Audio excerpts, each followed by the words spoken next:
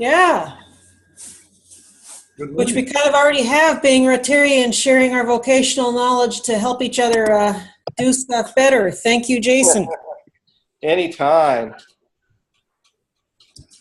So, welcome all to our weekly meeting on the network of the Rotary eClub of the Caribbean. I think we've got about 11 people signed up participating in, which is a pretty good turnout. We thank you all. We have a new potential member who's visiting us for the first time as a potential member, Jason. We know him from all the stuff that he's done for District 7020. Jason, would you like to give yourself a little intro for those who haven't met you yet? Sure. So I'm Jason Lewis, and for the next 3 weeks, I live in St. Thomas, U.S. Virgin Islands, and I am moving to Tampa, Florida.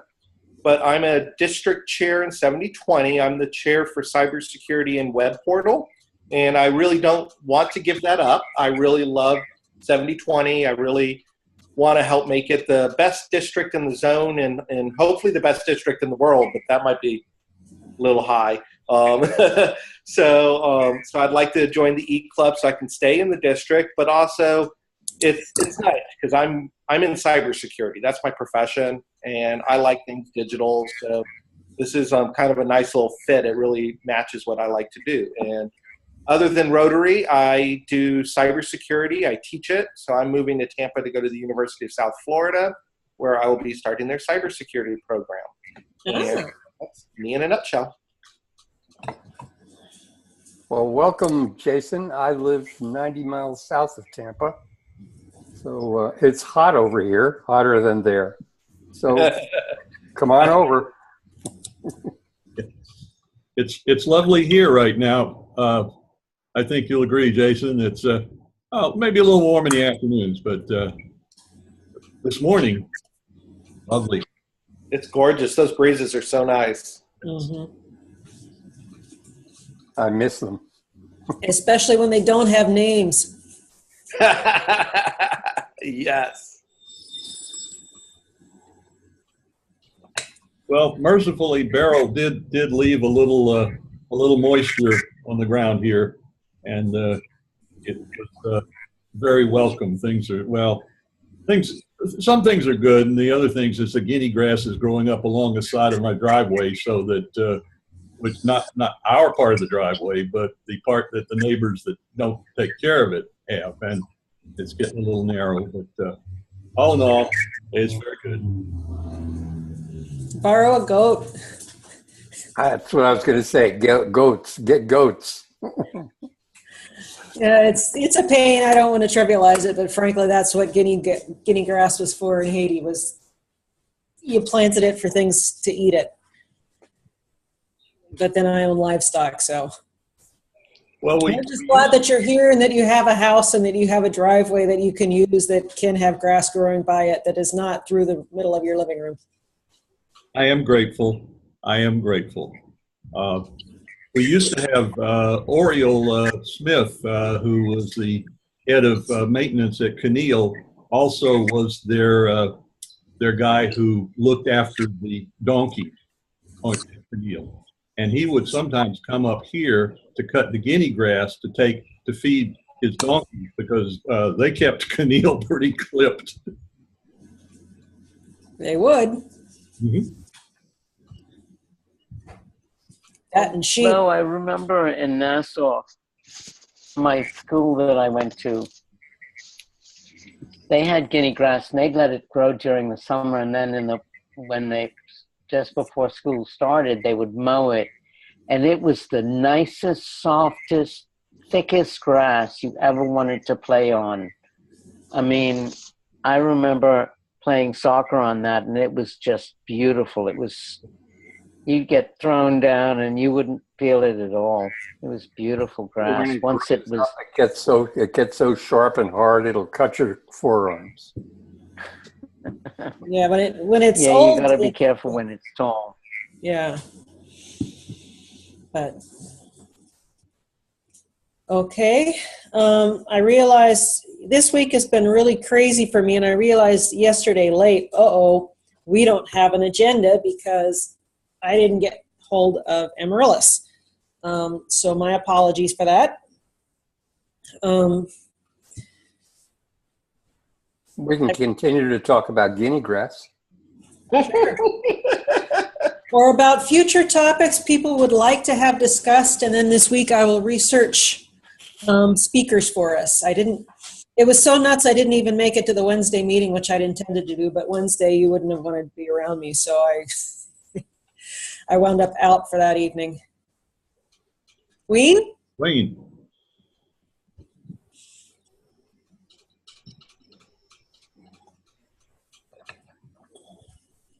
Unmute, Wayne. You're still muted, Wayne. Okay, good morning again. Good morning. President Don, if you had anything about Haiti, any updates, because here they were showing on TV, there was some unrest. Is it okay now? And did you hear from Roger, from Mr. Leger, past district governor Leger, or anybody that you know? Yes. Last weekend during the Brazil game, praying desperately that Brazil would win and put everyone in a happy mood, the leadership in Haiti decided to implement sort of on the lightning strike and on the sly a 50% increase in the cost of gas and all. And unfortunately for them, number one, everybody in Haiti knew that would be a lousy idea and had said, don't even try it, and they tried it anyway. Number two, Brazil lost, so people were in a bad mood already when they discovered it. So there was a weekend of exactly what you would expect. They burned tires in the road, the transport networks declared public strike, people started calling for individuals in the government to resign, and it got a few stores were looted and burned, and it was basically what happens every time they try a move like that. And so what I've heard from everyone I know in Haiti is that they did exactly what we always do. You always stock food and water in your house for a few days. So everybody went home for the weekend and locked up and just sort of spent the weekend at home and waited until the government backed down and said, okay, that was a dumb idea and we shouldn't have done it, and now we're going to undo it. There were still early in the week going to be some private strikes and things like that. As far as I had heard, things calmed down this week. I wasn't getting additional messages saying, gee, things have really gotten hotter and it's going to extend for a while. I hadn't heard about arrests in the last couple of days, but I didn't really get the international news checked yesterday. As far as I know, everybody's okay, but our Rotarian friend in high places, the Prime Minister, there's a lot of pressure on him to resign, which is pretty typical. Prime Ministers don't last very long in the Haitian government because things go wrong and they get cycled through very quickly. So I haven't heard of anybody getting arrested or the very latest news how that's turning out. That was one of the things I was going to try and check this weekend. Roger has his hand up. Roger. Thank you. Yeah, thank you, because the flights were cut off. Yeah, Dawn, I think the update on that is on Haiti Libre this morning, which I read in the mornings. Jack, the Prime Minister, Rotarian Jacques Lefontaine, is apparently appearing before the Senate at 10 o'clock this morning. And the rumor apparently swirling around the presidential palace is that the president will replace him. The American embassy is apparently allowing what they call non-essential staff to leave Haiti, and that what they regard as essential staff are to, as they put it, stay in shelter. That was the official US Embassy word in Port-au-Prince this morning. Wayne, if you ever want to see about Haiti, I read, it's called Haiti Libre, and it's their online newspaper, and it's obviously written in French, but there is an English icon that you could go to. Thank So you that if very you much. keep up on that, you can follow that. So Thank you. that's this morning's news. Oh, thank you. Here in the news, what we heard was a lot of people live here, so the airport was closed and the Yes. flights were cancelled. Yeah. And after that, they didn't update. So I was wondering. Thank you That's very right. much for the Yeah. update. I appreciate it. Yeah. Okay. Okay. The biggest problem at times like this is that you can't, or it's not wise to circulate. So if you can't get out of the airport and you're bringing in a bunch of people who don't speak French or Creole and they have no clue what's going on, and the Haitians don't want to run barricades, and most foreigners, it would be unwise for them to try. So it's not that the country is blowing up, but just it's shut down for a while. People are getting to the point where they're saying we want to see some major changes in this government. And usually the prime ministers are some of the first sacrificial lambs. As a Rotarian, I can't say I would be trying too hard if our Rotarian friend was no longer prime minister, because that's a real hot seat job. It's a dangerous job. And I like Jack, and I want him to be safe. So I'm not sure he needs that headache. But that's my personal opinion as a Rotarian. And he knows better than I do what political decisions to make in Haiti, so it's his call to make. But in the same vein of peace and conflict resolution, Wayne, I noticed that your country has taken a giant step forward towards peace and conflict resolution. Can you tell us a little something? Wow, it's just wonderful. We've been so happy. Everybody is so excited. The new Ethiopian prime minister, the former one, which was he was okay too. He resigned himself because there was too much ethnic unrest and the university students were striking.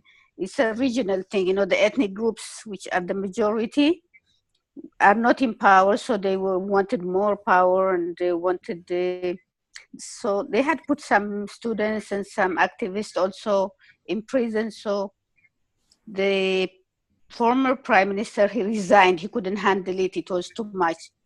Then this young 41-year-old, he's a PhD, Dr. Abiy, they call him there.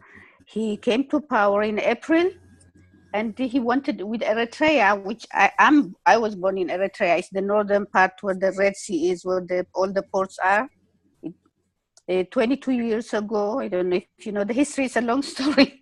There was war between them, again a border war for some small territory, and they were at the Cold War. It was first war, 100,000 people died, and then there was no war, no peace situation, like with the United Nations on the border and the Ethiopian soldiers on the Ethiopian side, the Eritrean on the Eritrean side. And for Eritrea, it was very bad. For Ethiopia, it was landlocked with no ports, so it was really bad. They had to use Djibouti, which is very far port, so economically also was bad. Now this new prime minister comes in April and he says he wants to make peace with Ethiopia. There was a resolution that passed by the United Nations giving back the land to Eritrea, which Ethiopia was occupying, a small piece of land. I'll give back. I'll just want peace. I want economic development for our countries. He released all the prisoners, the free press, free everything. Just people are delighted, dancing on the streets. He was in Eritrea last weekend. Now this morning, the Eritrean president is in Ethiopia. They're opening the embassy, the phone line open. Ethiopian Airlines will start flying to Eritrea, because to come to the US or Europe, Eritrea doesn't have airlines. It's only, I think, Emirates or Qatar Airlines going anywhere. So you have to connect with Egypt Air and then Qatar or whatever. But Ethiopian Airlines flies all over the world.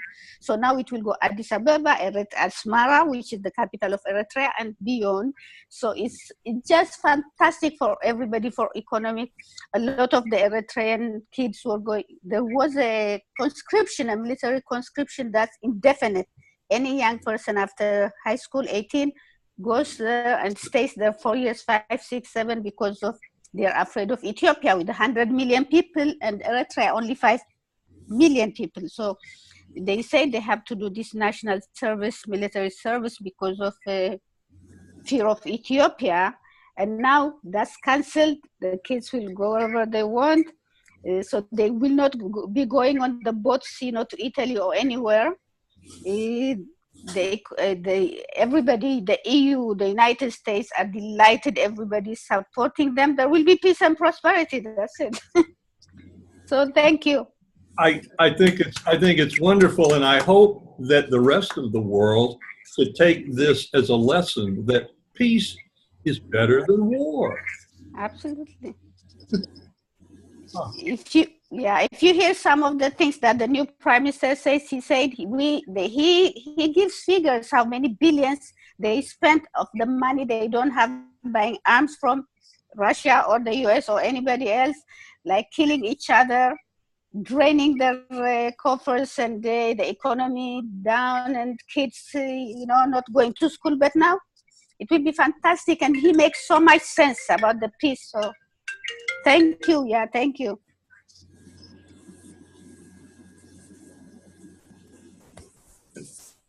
Back to you, Dawn. Okay, yeah, this is a very informal meeting.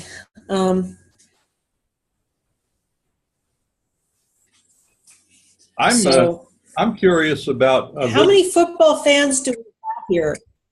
Football fans? Yeah. You mean like real football? I mean football. Yeah, like the World Cup is tomorrow. I didn't hear exactly how Croatia beat England. I'm kind of glad they did. Did anybody see that game? Oh, yeah. No, but I heard about it. My sister lives in England. Oh, and I'm so sure you did. We had like a little family texting going on. Oh, Lord, it was blow by blow. I was on the edge of my seat. Thanks to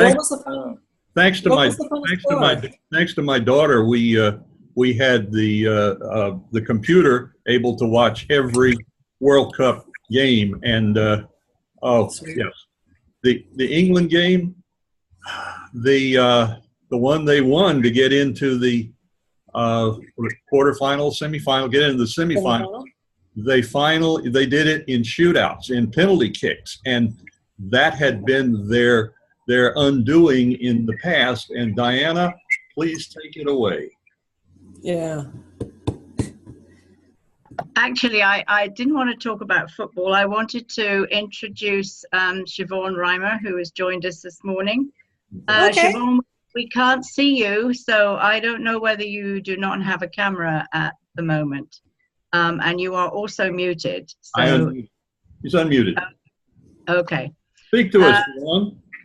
Just briefly, Siobhan is not only a Rotaractor, but a leader of Rotaract within District 7020. And I'm not sure if everybody knows, but now you can, if you wish, be a member of both a Rotaract club and a Rotary club.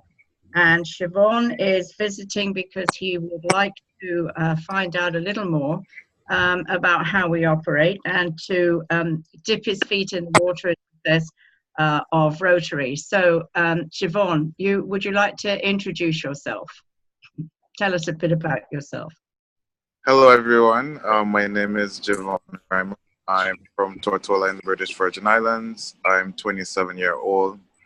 I'm the immediate past district Rotaract representative. I am a litigation paralegal, focusing on dispute resolution and insolvency. I enjoy reading and swimming, and I'm happy to be here. We're happy to have you. Very glad to have you. Neighbor there across the channel. Yes. Yes, and we do not at the present time have any members from the BVI, so an extra big welcome to someone from the British Virgin Islands. Thank you. How are things going in Tortola these days? I'd gotten the impression you were mostly rebuilt after the damage from the storms. Yeah, we're generally rebuilt. There just still are a few buildings that are damaged, but for the most part, infrastructure is back.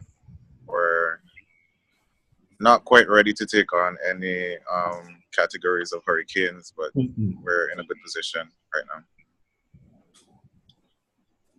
Yeah, it's amazing how long it takes to get repairs and get things done here in the Caribbean. It's Yes. And materials, labor, shortage of everything. Yep. I used to do that for a living. I know. It is crazy. I just finished. I wrote my last construction check, I think, 2 weeks ago. So I started repairing in October, and I had very little damage, and it took, from October to July to get my house fixed. It's amazing how time consuming it is. Mm-hmm. I know in the U.S. we have more availability of building materials. You're not sending stuff in on boats, but then sometimes when we get hit, we get a whole state hit with a hurricane, or we get a tornado outbreak and just huge swaths of homes decimated all at the same time. And then one tornado nearly took out my high school and took out some friends' houses and stuff. They were told every decent contractor you want to work with already has a 6-month backlog because the economy was in an upswing. They've already got a 6-month backlog, and now you add a couple thousand houses to the workload, and things just did not get fixed quickly. So blue tarps nobody in the U.S. can say that, oh, why are there blue tarps up? We have our own blue tarp farms every year. Well, FEMA had a nice after-action report where it was nice to hear that they admitted they messed up in the Caribbean. They did try to blame it on the fact that they had 3 storms, which I'm a retired law enforcement officer, and so I've taken a lot of courses on emergency management and incident response, and they said they only planned for 1 storm in the Caribbean, and that's one of the first things you learn about emergency preparedness. You never plan for just 1. You plan for at least 2 things to happen. And they said that was the reason it was such a bad response to Puerto Rico and the Virgin Islands, was they only planned for 1. And so they depleted all their stuff in St. Thomas and St. Croix after Irma.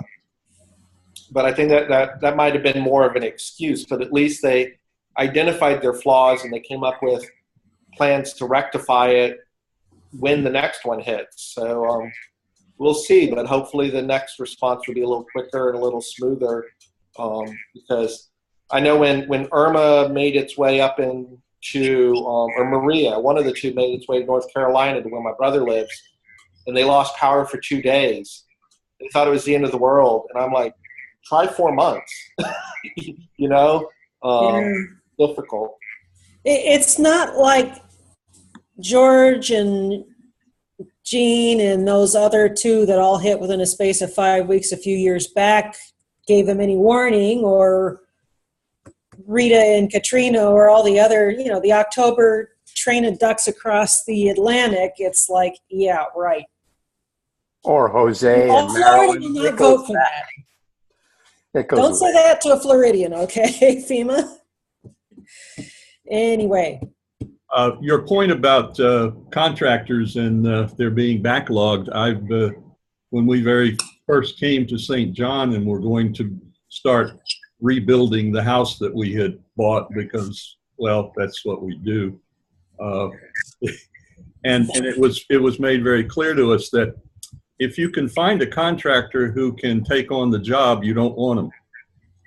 And there were two other things that I've learned is if your contractor tells you how much it's going to cost and when it's going to be done, he's lying or stupid.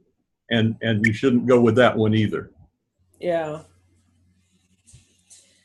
Yeah, and it's interesting on the vocational end.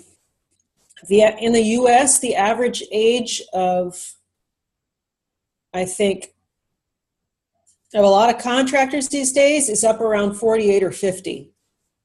Average age. I would have to go look for the statistics, but there's because of all those years of between in the US that people just said, oh, trades are for mindless people. If you're a serious person, go to college. And the housing slump where everyone figured contractors never are going to get hired again. There's a major shortage of all sorts of tradesmen right now. And finally, the pendulum is swinging back to tell kids, hey, guys, if you want to be a plumber or a carpenter or another licensed tradesman, you will have work for virtually forever, because guys are, and it's work you can't work until you're 70, really, unless you're just pointing and having a grunt do it. So there is a shortage of tradesmen these days. May I invite the BlackBerry STV 100-4 to identify yourself? Hi, this is Bonita. I had some Hi, Bonita. internet problem, so hi. Hi. Welcome. We're glad to see you. Thank you. Glad to We be want to here. make sure you get credit for your attendance, too, because we are supposed to report attendance. So. Oh, yes. I'm just signing on for the last half an hour, so but I'm happy it worked out. I'm recording attendance for Amaryllis. Okay. Thank you, Paul. Wayne's got her hand up. Wayne, you're back in. Sorry. Question for Javon. Hi, good morning. How are you? Good morning. Javon? Hello. Good morning. Did you say you study or you deal with conflicts and peace resolution? Conflict resolution and peace? No, I work at a law firm, and the focus area is dispute resolution, commercial disputes. Dispute resolution. Okay. Sounds Sounds like litigation. Yes, litigation. Okay, litigation. Litigation, arbitration, both. Okay, because I thought it was peace resolution, and I was going to ask you about something else. Okay. Thank you. No problem. Well, there's quite the element of peace and resolution in that when you're trying to get people to chill out on commercial disputes. But is it more arbitration or is it more litigation? Are you working on the arbitration process?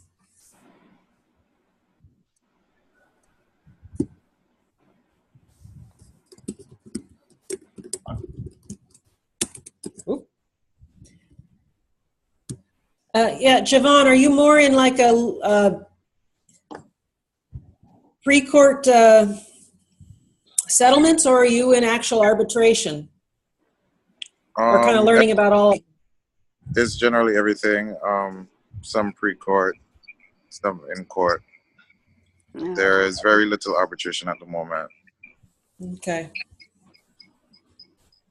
Are you planning to work your way up to become a solicitor or a lawyer? I'm not sure that in the British system, would you be a solicitor or a barrister? Yes, I'm going to work my way up to become a barrister. Okay. Like Rumpole of the Bailey. Yes. My thoughts exactly. Roger, sign in. Okay. Yes. Thank you. This I hope will be of interest, particularly to Wayne, but it might be to all of you. I've been.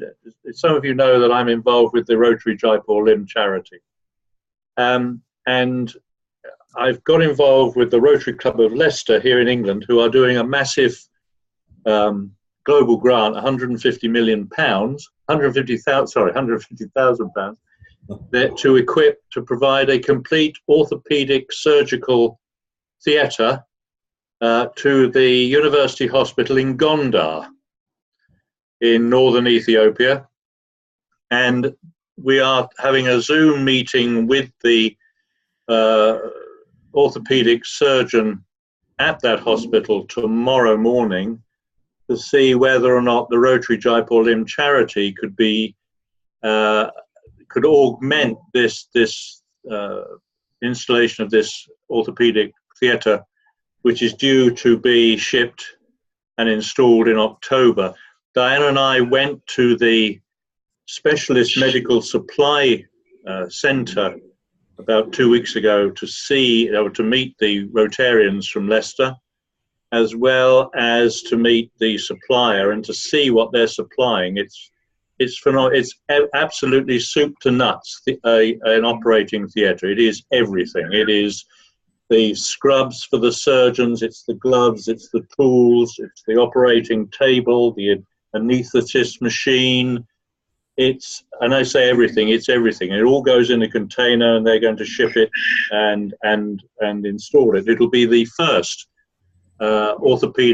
specialist orthopedic theatre in Gondar, which serves an enormous number of people. So I just thought I'd tell you that, first of all, because I'm sure Wayne will be interested in that, but also because it's just another example of what Rotary can do. I mean, this is a major hospital serving an enormous number of people, and they do not have the capability to deal with orthopedic surgeries. And because of Rotary, from October, they will. And I think that's pretty good. Thank you so much. I don't want to nudge you, but I've been waiting to hear this news since you told me that they were thinking. It's really good news. It's been good news and good news for Ethiopia, and this is great. So we have to go to Gondar. Is one of the historic areas, which is beautiful, with a beautiful old palace of that they built in the 14th century. So we will go and visit maybe. And by the way,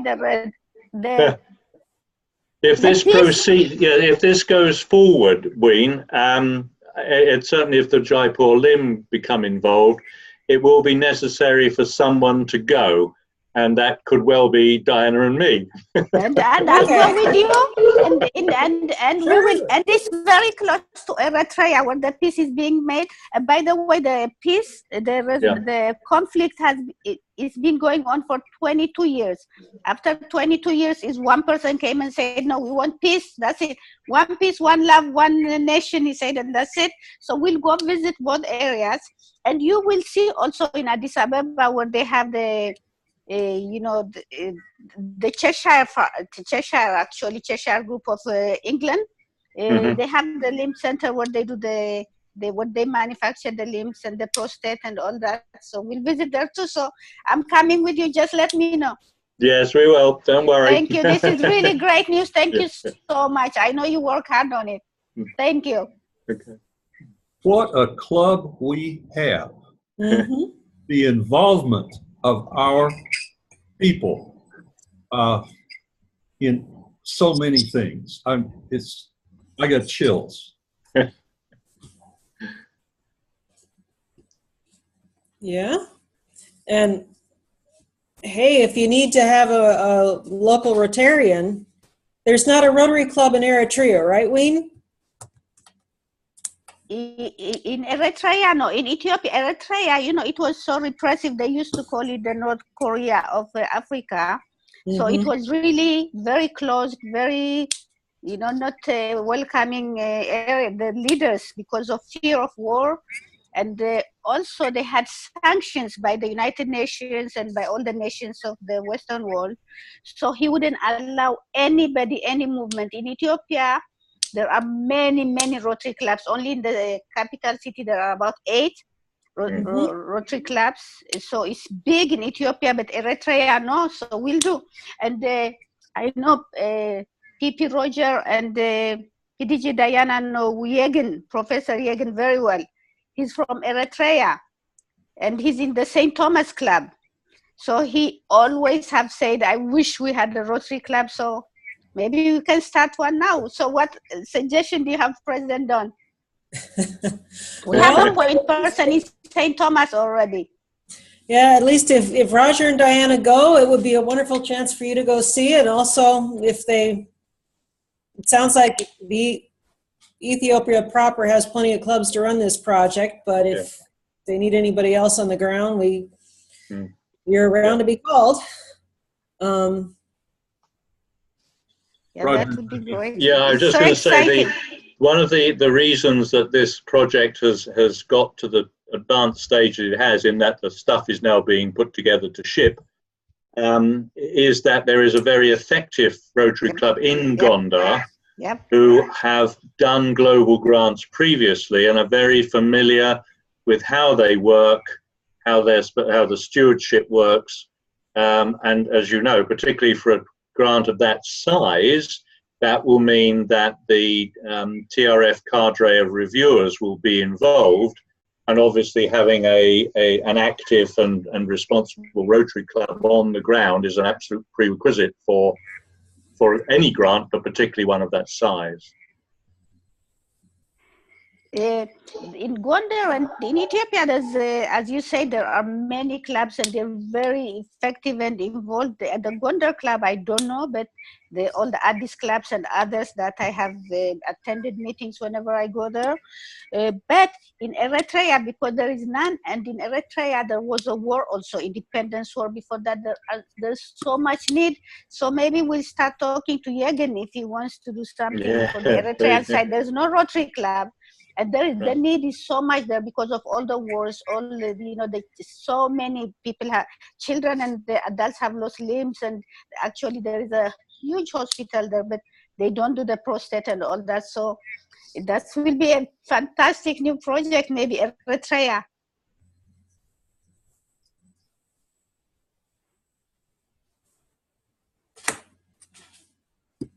Yep, we lost you.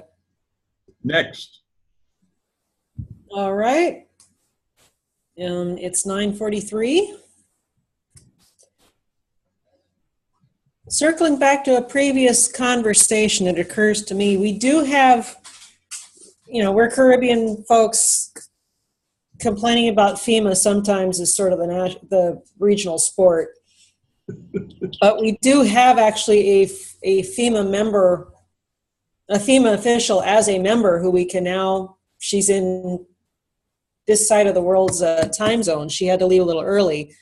I don't want to rag too much on Jackie, but I'm wondering if it wouldn't be good in terms of both Family of Rotary supporting our members and just vocational for us to have her talk a little bit, maybe next week if she's available, on what she does for FEMA, how things are going now, how she sees things going forward, and especially on what her role is and isn't, so we don't just blindly dump on her.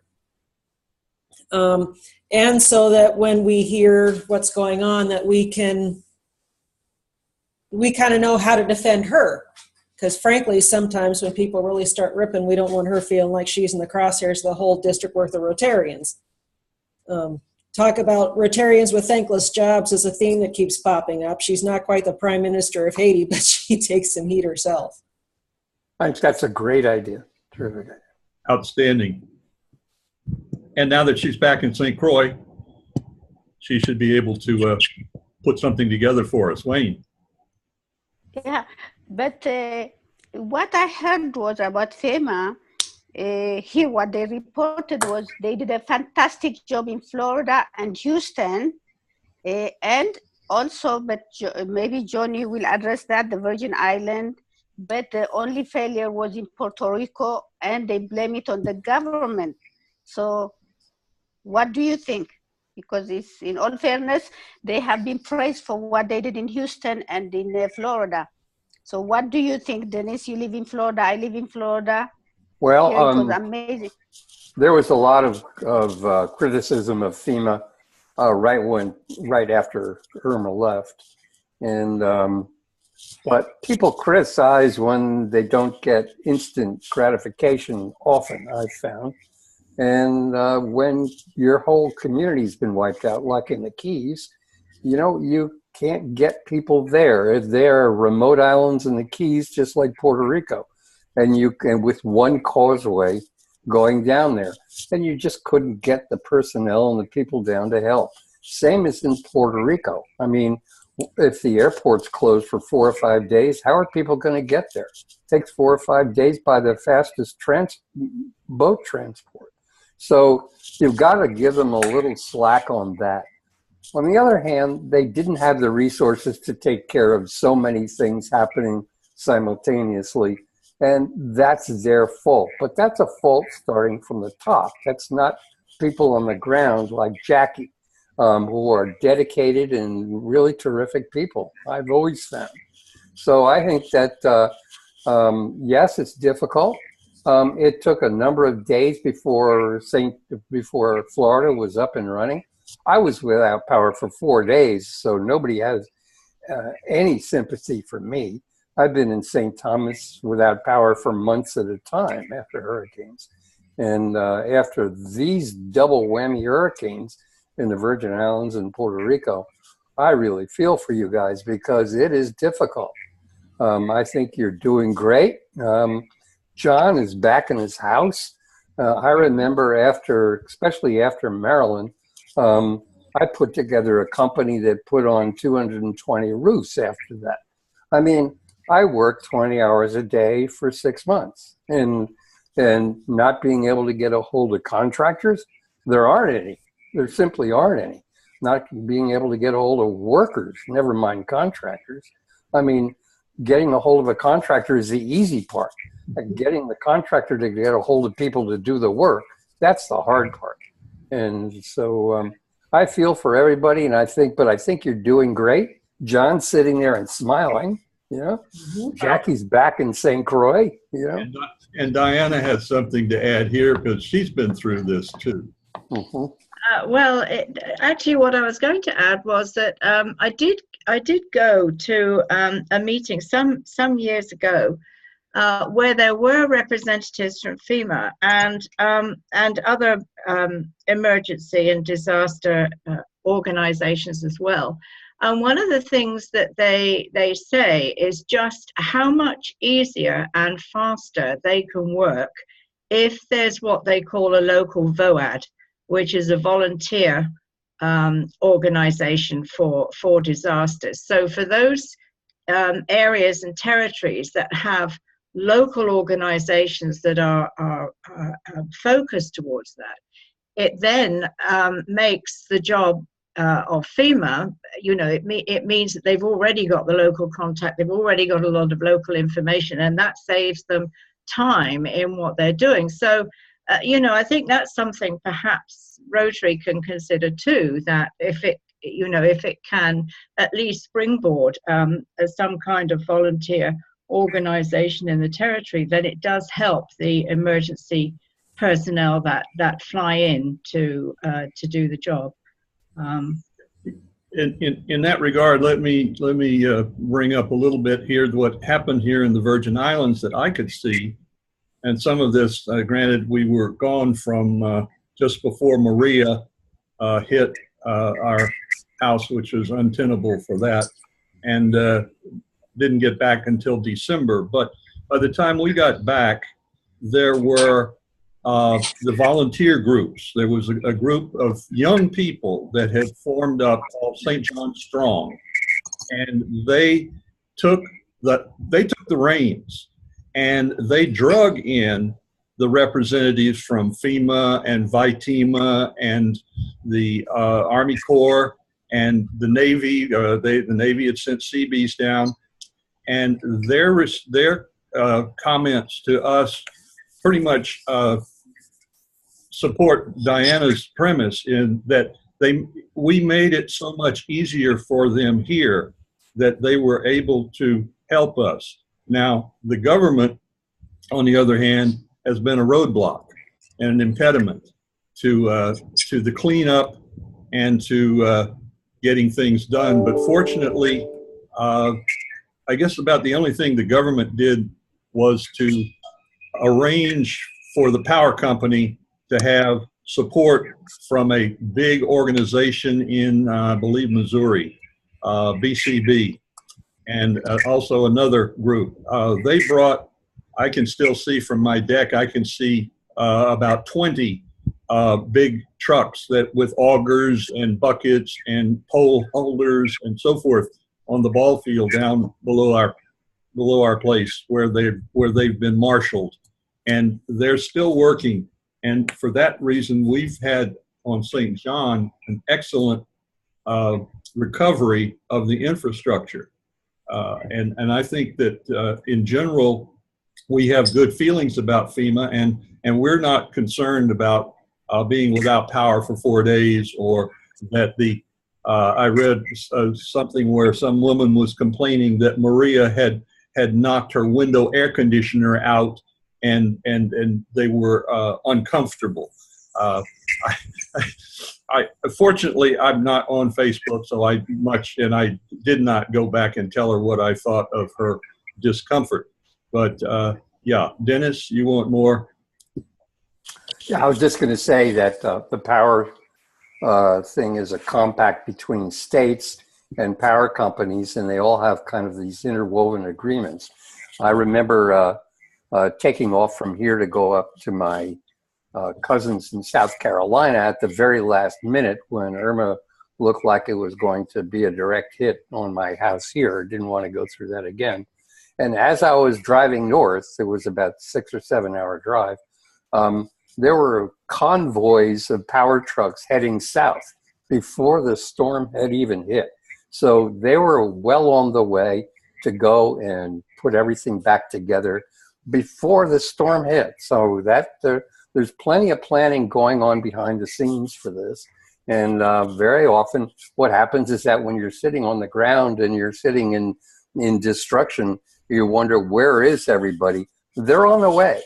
You can just about guarantee that. So this is so rest assured. Rotary, after Hurricane Marilyn, we all got together. I remember Rotary in St. Thomas through the President's Council and started disaster awareness groups in each Rotary Club and appointed somebody in charge of that.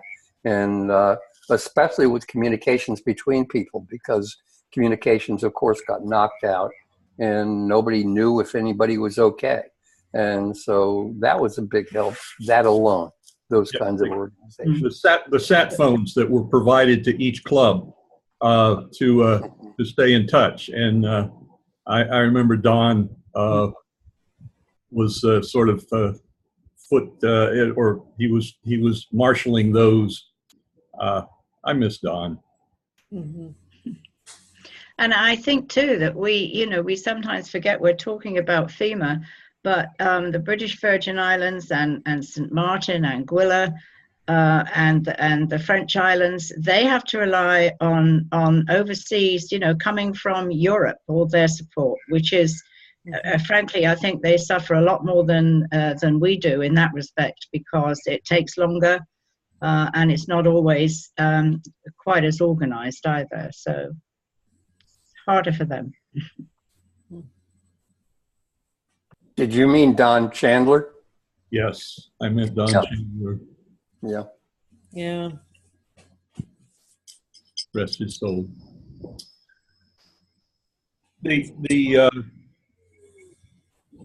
All of the Caribbean islands also suffered in that many of the supplies and the relief materials had to come through Florida, and had to come through. We were counting on them coming through Puerto Rico. Yeah. And then now all of a sudden Puerto Rico is siphoning off everything because they were in much worse shape than we were. But still, the pileup at the ports was enormous. And I can only think how horrible it must have been in Florida, trying to get things down islands for all of the islands. And, I said, my car got here on the boat and they couldn't offload it because there was no room on the port in St. Thomas, and they had to go away for a week and come back. Wow. I was big inconvenience, but it's still and that's just a microcosm. Yeah, it was the same thing in Haiti. For quite a while, you couldn't get supplies in because there were so many things at the airport that couldn't move out because the roads were choked, that you couldn't land planes because the stuff was in the way. So yeah, quite a discussion. So that's one topic we can have soon. I'll check in with Jackie. Is there anything else that people are interested in that you would like me to schedule a speaker for in the next month or so? I'm thinking we need to have just a summary of what's involved in the awards and international awards so people know. Paul. I have a friend that's a Rotarian here, and he is actually my financial advisor. So I'm thinking of asking him to speak about retirement and things like that, since he really hooked me up with my retirement fund. Dennis. That would be good. How about a report from the international conference for those who attended? That was last week. Ah, I missed it. Yeah, we didn't waste any time with that one. Watch the video. I think it's up. Okay, I will. Thanks. Yeah, I missed that one too. So I'll go look at the video. Yeah, it's recorded. I'd like to promote Kitty's Wednesday night meetings. They're all terrific. I was the only one to show up this week, and she had a terrific program all set. It's really nice. It's a small chat room, and we talk about a lot Rotary. And so if you get a chance, stop by, everybody. Yeah, I was thinking of stopping by on Wednesday, but I had such an awful day. It was like I need to be in quarantine and just go do something completely not planning. So Sorry, is a meeting recorded from last week Wednesday? Yeah, she's back. Yeah, Kitty's pretty good about posting. Okay. Posting her Wednesday meetings. So we'll check it out. Wednesdays are horrible nights for me. I have board meetings and other events that are scheduled for me. Dawn, we're running out of time. yeah, it's already about 10 o'clock. So do I have a volunteer to recite the 4-way test, to lead us in the 4-way test, or? Yes, Bonita. Okay. The things we Rotarians think, say, and do. Is it the truth? Is it the truth? Is it the truth? Is it fair to all concerned? Is it fair to all All concerned? It's all concerned. Will it build goodwill and better friendship? Will Build goodwill goodwill and The friendships. Friendships. Will it be beneficial to all concerned? will be beneficial to all. Beneficial. All concerned. All concerned. And it shall be Will it fun. be fun? And don't That'll wear be fun. Wear socks. Yes. Rotary indeed. around the world. Around the world. Have a great day, everyone. Okay. You. Bye, everyone. A good Bye. weekend. Come on, Bye. England. Come on, England. Oh!